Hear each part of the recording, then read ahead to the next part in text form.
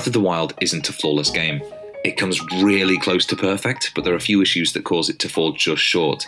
So to name a few, the bosses are singularly uninspired, especially for this franchise, the Rito really aren't fleshed out at all, and worst of all, by far, because it's a single-player game, very few people are actually going to get to see how pretty my horse is. And she's gorgeous. But those are very minor niggles, and I'm confident in saying that Breath of the Wild is going to be the high watermark of the adventure game genre for quite some time. It's not my favourite Zelda, that's still Majora's Mask, but it is inarguably the best designed. And while much has been written about the smart way Nintendo has gone about designing an open world that feels expansive yet populated, about the paring back of the inventory in favour of skills that synergize, about how unbelievably gorgeous this game can look at times, I don't think Nintendo has received enough praise for how they've reinvented catharsis in the Zelda franchise. There are spoilers for everything involved in the game from here on out, so if you haven't finished it yet, I urge you to go and do that first, because any discussion of why the game is so good at delayed gratification will inevitably lessen the impact of those moments when they arrive. Prior to Breath of the Wild, Zelda games had a rigid formula and established gameplay loop. Overworld, dungeon, boss. Overworld, dungeon, boss. Overworld, dungeon, boss. There might have been a fetch quest thrown in somewhere, but the pattern largely held.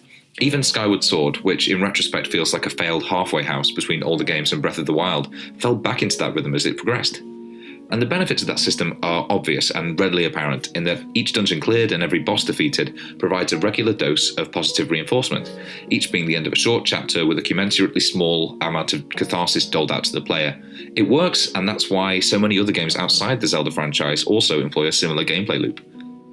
But in previous Zelda games, that loop was rigidly reinforced by the narrative. Outside of, say, being able to do the Spirit and Shadow Temples in whichever order you want in Ocarina of Time, the games shepherd you along a single narrative path, and each of your achievements as Link are all in service of the story Anuma and his team are telling.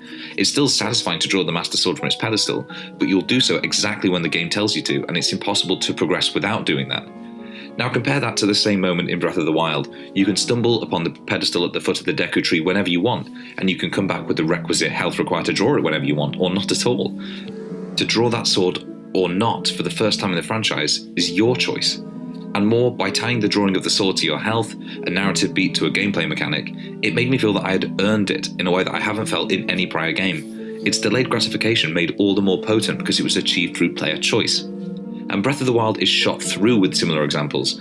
You don't earn the familiar green tunic and hood until you've completed all 120 shrines, for instance. Or take the Forgotten Memories quest. The game's characters and narrative are so much richer if you seek out all the memory locations, but you have to work for it. And of course, Nintendo aren't strangers to this sort of thing. Most notably, they locked the golden ending to Majora's Mask away behind completing each entry in the Bomber's Notebook, and the sense of having earned that through choice, rather than being led by the nose, is similar to how Breath of the Wild approaches catharsis.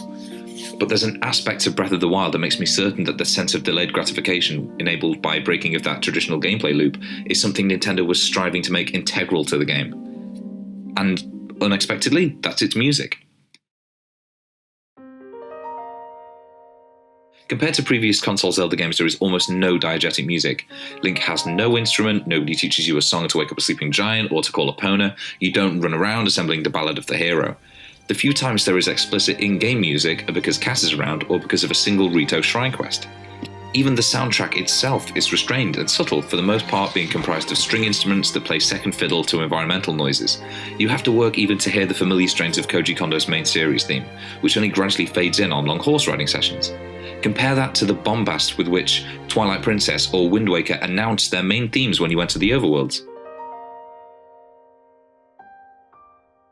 And here again, the game makes you earn the best parts of itself, which is what I imagine dating Natalie Dormer would be like. Take the Tarrytown side quest, for instance, in which, as you gradually populate a town with residents from all four corners of Hyrule, the soundtrack gradually builds to include elements of each race's leitmotif. It's an incredible way to demonstrate progress, and it's another example of the game tying optional narrative progression to an in-game feature. But by far the best example, and the reason I actually wanted to make this video in the first place, is how Breath of the Wild makes you earn a single musical note, and how utterly amazing it is when you finally do it. The Breath of the Wild main theme, revealed in this trailer, is an incredible composition. You hear sections of it scattered through the game in memories, enough that you'll be familiar with it if you're doing all but the barest minimum of story quests.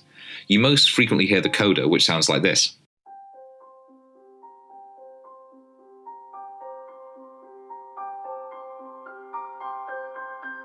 But the one thing you will never hear in the main game until you've truly earned it is the single final note of that main theme. In my first playthrough, I heard it twice, one instance of which was at the end of the final credits, which counts as progress. The first time I heard it, though, at the conclusion of the long and at times grueling Forgotten Memories subquest, I cheered and I shook my fists. Such was the catharsis of having finally earned that single note that I'd subconsciously been yearning for the whole time. Also, I cheered because I'm a nerd. But by breaking the gameplay loop of overworld dungeon boss in Breath of the Wild, Nintendo gave the player a gift. By removing the familiar mini-bites of catharsis that came with each beat of the loop, and focusing on a few single long-term goals that the player can accomplish or not as they wish, they ensure that each and every player gets the catharsis they deserve. The more you put in, the more you get out for the first time in the Zelda franchise, and that's something that really can't be replicated in any other medium. That's the reason that Breath of the Wild is a masterpiece, that we'll be using it as a benchmark of not just the series, not just the genre, but of the medium as a whole for years. And Nintendo achieved it because they realized the catharsis that can come from earning a single musical note.